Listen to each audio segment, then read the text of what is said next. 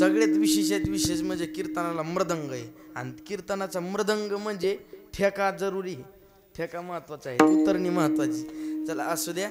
आणि परमार्थाचा गंध नसला तरी चालेल, परंतु परमार्थ चित्तातून करावा. आणि जरी चित्तातून नाही करता आला तरी परमार्थाचा छंद असावा लागतो. अशी आमच्या आपल्यात नसणारी आणि ज्यांना खरंच मी म्हणतो देवाने जवळ केला असेल असे आमचे नाना आमच्यातून गेले. आणि खरंच एक विशेषात विशेष म्हणजे त्यांना परमार्थाचा नाद नव्हता असं नाही, त्यांना परमार्थाचा छंद होता. परंतु त्यांच्याकडून आता ते माझ्या कीर्तनाला इकडे परिसरामध्ये कीर्तन असली की यायची, पण कसं असते परमार्थ हा चित्तामध्ये असावा लागतो. त्यांना परमार्थाची गोडी नव्हती, परंतु ते वारकरी संप्रदायामधले भरपूर असे ग्रंथ त्यांनी वाचलेले आहेत. त्यांनी मला गीताचे कितीतरी श्लोकाचे अर्थ मला सांगितले. त्यांनी म्हणजे शैक्षणिक अभ्यासामध्ये सुद्धा गीताचं वर्णन म्हणजे गीता ही सांगू शकतो. कारण संस्कृत व्याकरण हे शिक्षकाला, बऱ्याच शिक्षकाला संस्कृत व्याकरण झालेलं असतं आणि म्हणून मला त्यांनी गीता ही सांगितली सर्व प्रकारची.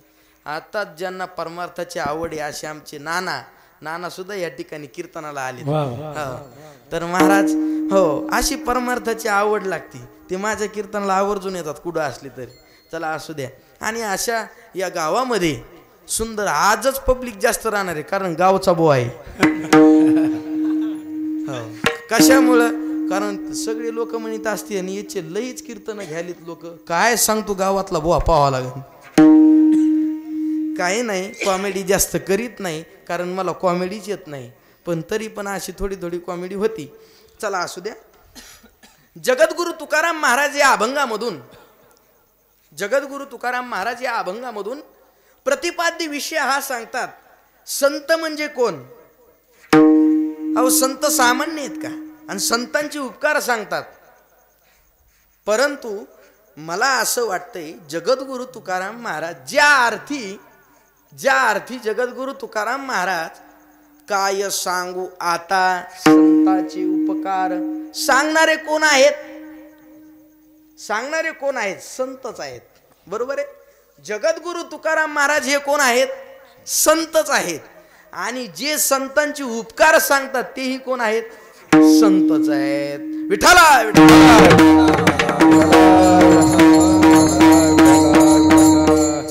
मला असं वाटतंय की जगद्गुरु तुकाराम महाराज अर्थातच ज्ञानोबरायांबद्दल बोलत असत, कारण हा मोठ्यांनी मोठ्याला दिलेला मोठेपणा आहे. कारण जगद्गुरु श्री संत तुकाराम महाराजांच्या अगोदरचे सर्वात विशेषात विशेष संत कोण असतील तर ते म्हणजे कोण आहेत?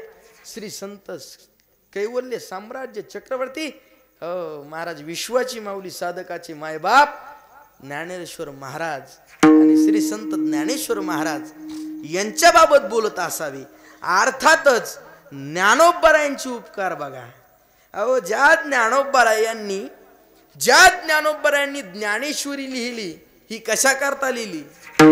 अहो जगाच्या कल्याणाकरताच लिहिली. आणि संत येतात ते जगाच्या कल्याणाकरताच येतात. जगाच्या कल्याणा संतांच्या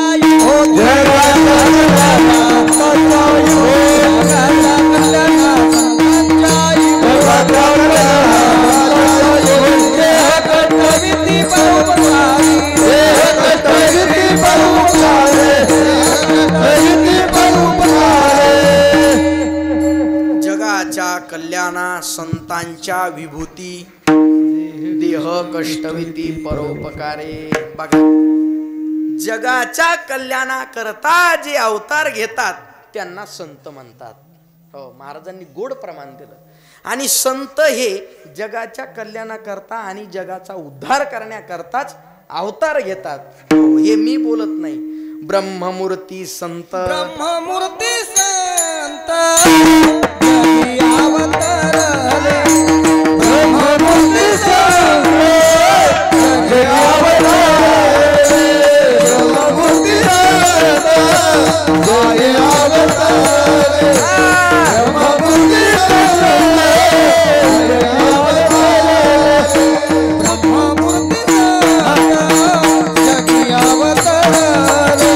ब्रह्ममूर्ती संत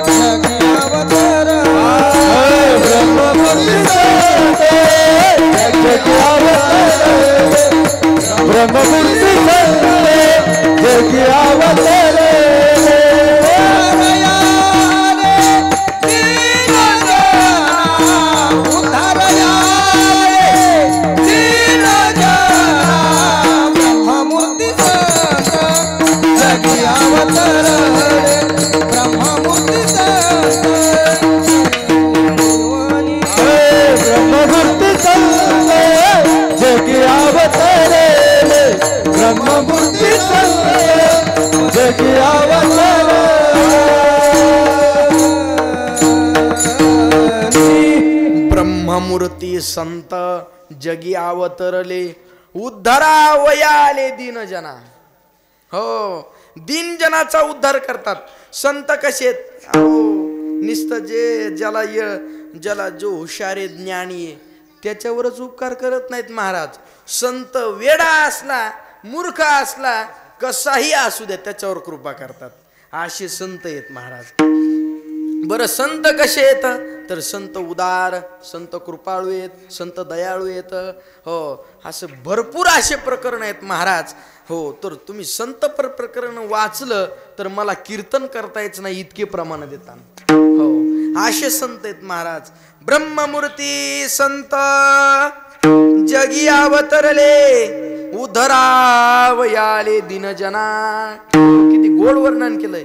दीनजनांचा उद्धार करण्याकरता संत अवतार घेतात बघा. हो, तर त्या ठिकाणी मज निरंतर जागविती. मला काय करतात तर निरंतर अशा प्रकार जाग करतात. विठाला विठाला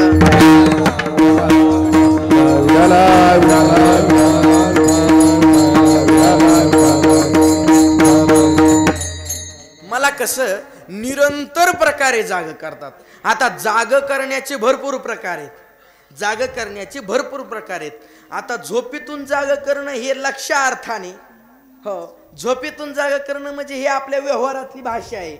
परंतु जाग करणं म्हणजे काय तर त्या ठिकाणी एखादा मनुष्य, एखादा मुलगा, एखादा व्यक्ती जर चुकीच्या मार्गाने जात असेल तर त्याला काय म्हणणार, अरे बाबा असं करू नको, असं कर, त्याला काय म्हणतात निरंतर जागविती. जाग करतात. एखादा मुलगा त्या ठिकाणी दुसऱ्या मुलासोबत भांडणं खेळत असेल तर त्याची आई त्याला म्हणते, अरे बाबा असं करू नको रे बाळा, कशाला त्याच्यासोबत भांडतो, पुन्हा त्याची आई येईल आणि मग ही आई येईल, दोघीचे भांडणं होते. आता तसं मी पाहिलेलं आहे, कारण मला अनुभव आहेत. हो, तर महाराज तशी त्याला काय म्हणतात जाग करणं. हा, आता जाग करण्याचे भरपूर प्रकारचे असे अर्थ आहेत.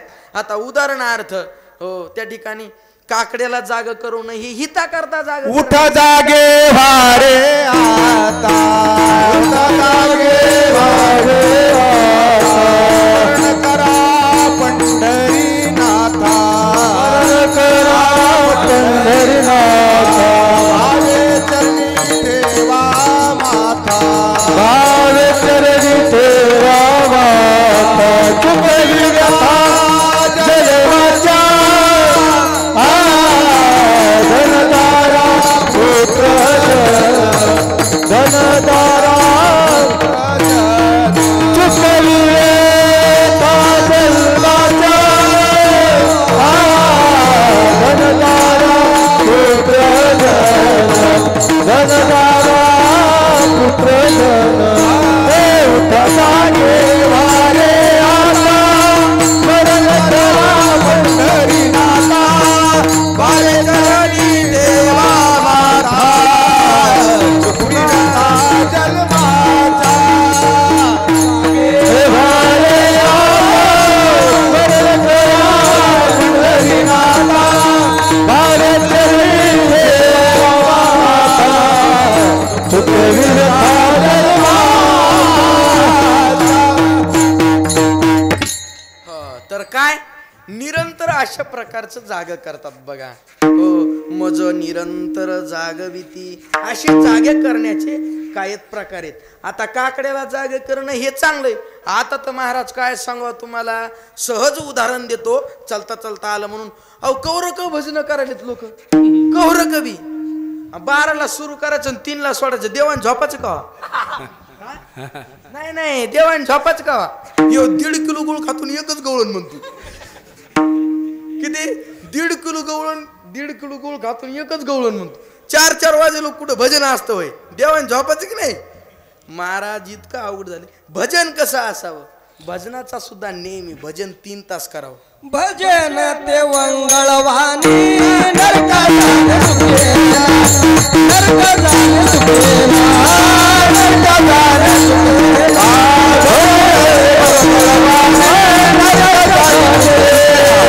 नरका जाणे सुखेला, नरका जाणे सुखेला.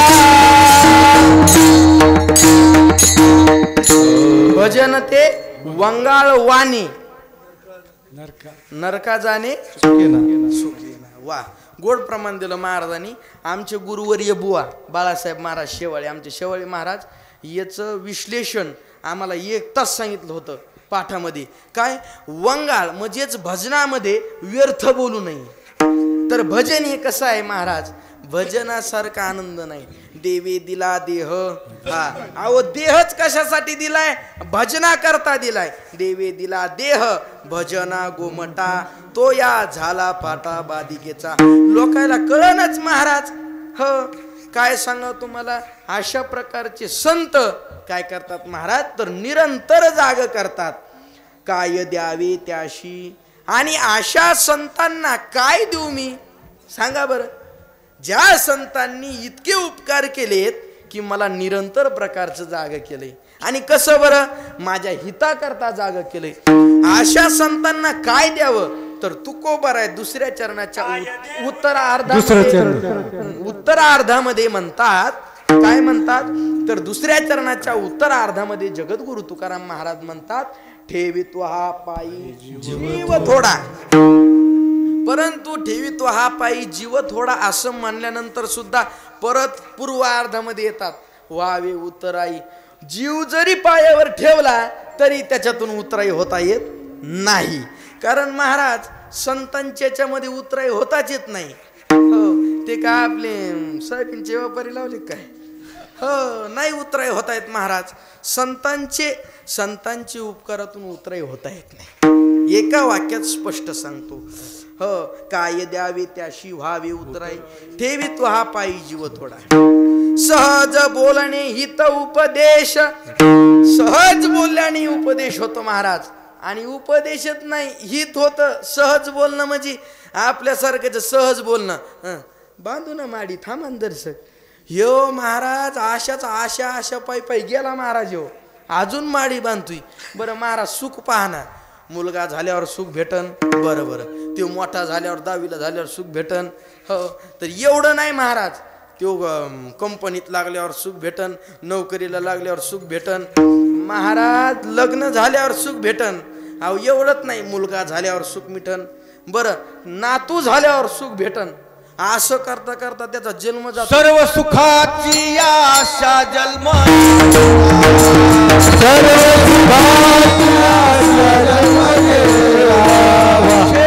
एक मुक्ती नाही केला, नाही केला.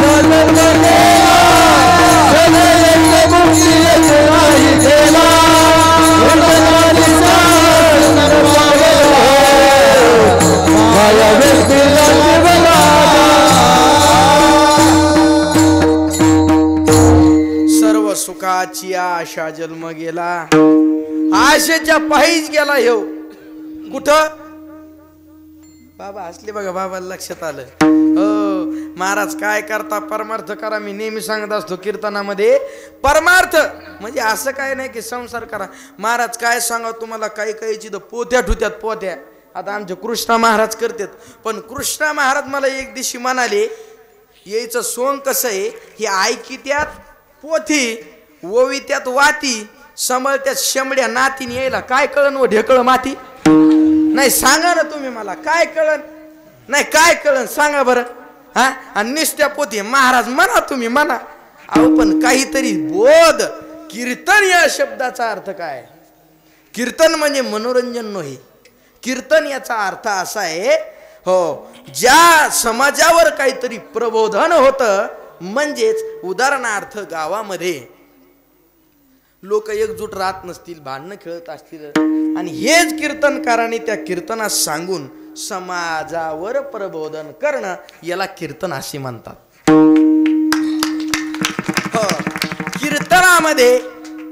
कीर्तनामध्ये जगद्गुरु तुकाराम महाराज काय म्हणले हे फार महत्वाचं आहे. बघा काय म्हणाले तर, काय सांगू आता संताची उपकार, मज निरंतर जागविती, काय द्यावे त्याशी व्हावे उतराई, ठेवी तो हा पायी जीव थोडा, सहज बोलणे हित उपदेश. सहज बोलण्याने हित उपदेश होतो, आणि सहज बोलण्याने महाराज हित होतं. सहज बोलतात संत, परंतु आपलं हित करून जातात. उदाहरण द्यायचं झालं तर महाराज, हो, उदाहरण कुणाचं द्यावं, महाराज सहज मस्तकावर हात ठेवला, हो, त्या ठिकाणी माझ्या ज्ञानोबरायांना सच्चिदानंद बाबांच्या, हो, मस्तकावर, आणि काय झालं महाराज, सहज बोलले, उठा सच्चिदानंद बाबा, उठा म्हणाले महाराज, सच्चिदानंद बाबा उठले. आणि एवढंच नव्हे, त्यांचं हित केलं महाराज. काय हित केलं, ज्ञानेश्वरी लिहून घेतली. शके 12 शते 12 उत्तरे, तोय टीका केली ज्ञानेश्वरी, सच्चिदानंद बाबा धरे लेखकू झाला. अहो, माझ्या ज्ञानोबरायांना जिवंत केलं, आणि जिवंत करून हित केलं. काय केलं तर ज्ञानेश्वरीचं लेखक केला विठाला.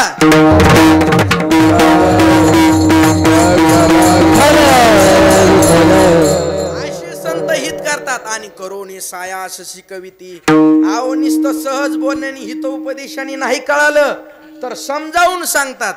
कसं सांगतात, समजावून, समजावून सांगतात. हो, कसं समजावून सांगतात, हो, आता उदाहरण द्यायचं झालं तर, ज्या प्रकारे लहान बाळ असतं, आणि ते बाळ जसं जसं जसं जसं मोठं व्हायला लागलं तसं त्याची आई काय करते, त्याला चालायला शिकवते. ते पडायला लागलं की त्याला उचलून धरते आणि थोडं थोडं चालायला शिकवते. असं करता करता ते बालवाडीत जाते, पहिलीला जाते. मग तिची आई त्याला काय करते, किंवा वडील त्याला ती पाठी घेऊन देतात, पाठी आणि लेखन. आणि ती पाठी आणि लेखन घेऊन दिल्यानंतर ते पोरग त्याच्यावर 1 2 लिहित नाही, आई लिहित नाही, ते निस्त वडी तरी एका गोल गोल गोल गोल ती सगळी ती पाठी भरून टाकते. कशामुळं, ते कसं आहे, अज्ञानी, ते कसं आहे, कनिष्ठ आहे, आणि तो विषय नाही माझा. परंतु मग ती आई काय करते, तिच्या त्या साडीच्या पदराने ते सगळं पुसते, आणि मग पुसल्यानंतर त्याच्या असं हाताला धरते. बघा, हाय ना तुम्हाला माहिती सर्वांना. मग त्या हाताला धरलं, असं असं काढबाळा असं, आणि मग त्याला ती काय करते, अशी शिकवते. त्याला काय म्हणतात, पंचहाती धरले पाठी, अरे भोकाची, पंचहाती धरले पाठी, पंचहाती धरले पाठी, पंचहाती धरले पाठी, अरे भोकाची पाठी, पंचहाती धरले पाठी, पंचहाती धरले पाठी, पंचहाती धरले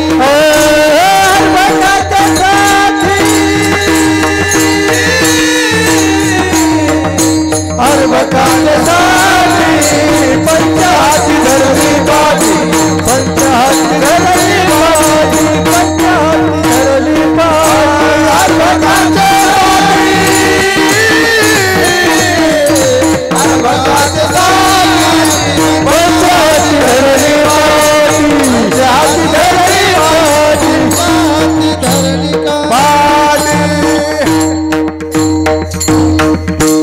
अर्भकाचे साठी पंथी हाती धरली काठी.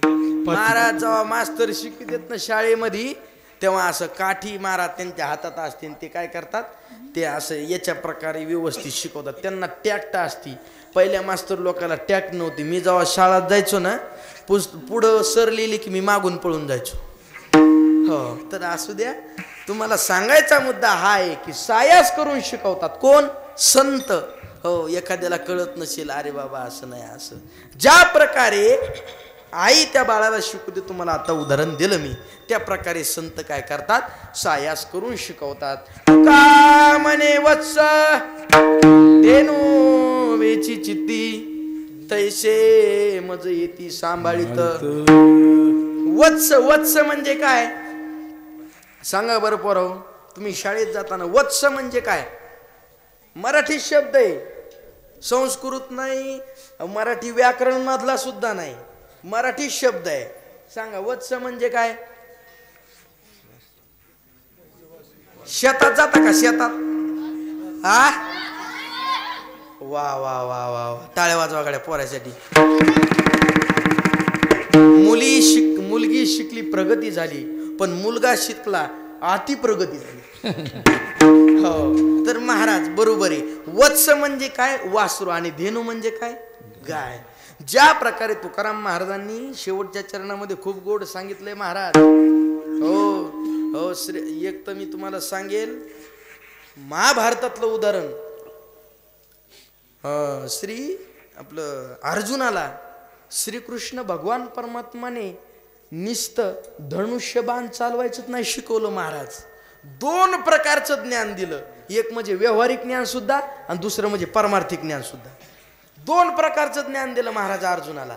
हो आणि महाराज तू काय म्हणे वत्स धेनू वेचे चित्ती. ज्या प्रकारे ती गाय, हो गाय महाराज तुम्हाला माहिती आहे जी ती गाय जी असते ती वनात जाऊ द्या कुठेही जाऊ द्या, बांधाला जाऊ द्या. उदाहरणार्थ आपल्या सोप्या भाषेत म्हणायचं तर आपल्या गावात भरपूर ठिकाणी म्हशी म्हणजे गायी आहेत, तर ते शेतात घेऊन जातात.